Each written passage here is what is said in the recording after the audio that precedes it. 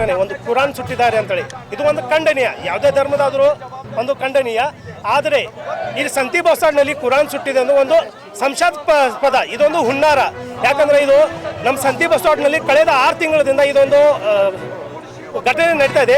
ಒಂದು ಲವ್ ಜಿಹಾದ್, ಒಂದು ಹುಡುಗಿನ ಓದಿದ್ರು, ಆ ಹುಡುಗಿನ ತಂದು ಕೊಡಂತೇಳಿ ಮುಸ್ಲಿಂ ಮುಖಂಡರ ಅವ್ರಿಗೆ ಮನೆಗೆ ಹೋದಾಗ ನೀವು ನಮ್ಮ ಮನೆಗೆ ಯಾಕೆ ಬರ್ತೀರಿ ಅನ್ನೋ ಒಂದು ವಿಷಯ ನಡೀತು.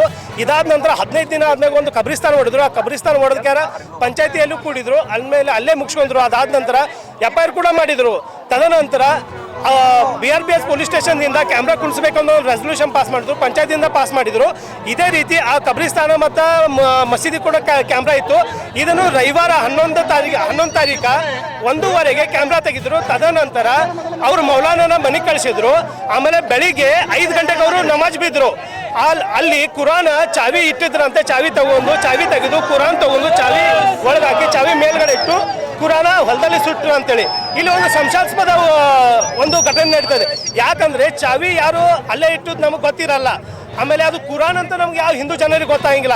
ಇದು ಅವ್ರಿಗೆ ಬೆಳಿಗ್ಗೆ 10:00ವರೆಗೆ ಗೊತ್ತಾಯ್ತಂದ. ಬಟ್ ಅವ್ರು ಕಂಪ್ಲೇಂಟ್ನಲ್ಲಿ ಬರೀತಾರೆ ಮಧ್ಯರಾತ್ರಿಯಲ್ಲಿ ಕುರಾನ್ ತೆಗೆದುಕೊಂಡು ಹೋಗಿ ಸುಟ್ರು ಅಂತ. ಅವರು ಕಂಪ್ಲೇಂಟ್ ಕೊಡೋದು 10:00ವರೆಗೆ ಗೊತ್ತಾಯ್ತಂತೇಳಿ ಮಧ್ಯರಾತ್ರಿಯಲ್ಲಿ ಸುಟ್ರು ಅಂತ. ಅವರು ಒಂದು 100 ಮೀಟರ್ ದೂರನಲ್ಲಿದೆ. ಬೆಳಿಗ್ಗೆ ಅವರು 5 ಗಂಟೆಗೆ ನಮಾಜ್ ಬೆಳಬೇಕಾದ್ರೆ ಗೊತ್ತಾಗಲಿಲ್ಲ.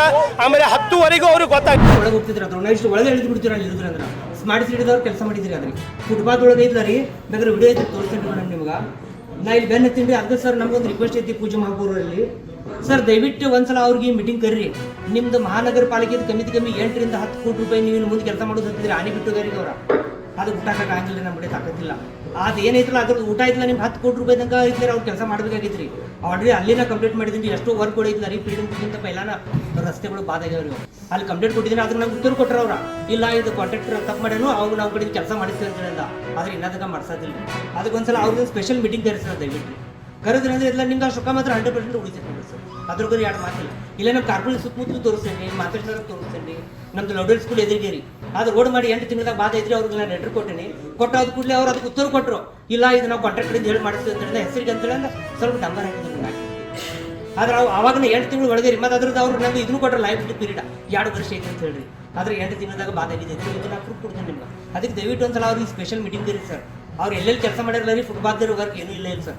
ನೋಡ್ರಿ ಫುಟ್ಪಾತ್ ನಾವು ಮಾಡಿದಾಗ ಮಂದಿ ಐತಲ್ಲ ರೀ, ಇವನ್ಲಿ ನಡ್ಕೊಂಡು ಹೋಗ್ಬೇಕ್ರಿ ಕಣ್ಣು ಮುಚ್ಚಿ. ಆದರೆ ಇಲ್ಲಿ ನೀವು ಕಣ್ ತೆಗೆದು ಹೋದ್ರೂ ಬೀಳ್ತೀರಿ.